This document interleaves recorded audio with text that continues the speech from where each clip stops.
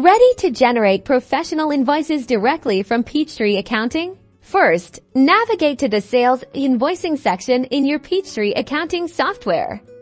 This is where we'll access the invoicing tools. Click on the Tasks button and choose Sales Invoicing from the drop-down menu.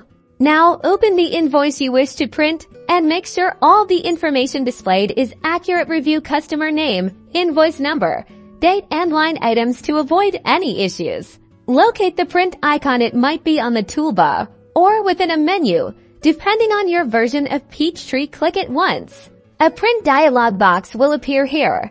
You can select your printer from the drop-down list and specify the number of copies. Pay attention to the page range if you only need a specific page. Before printing, explore the Options or Properties button. This allows you to fine-tune formatting, margins, and paper settings like page size. Ensure the paper size setting is correct based on the paper in your printer.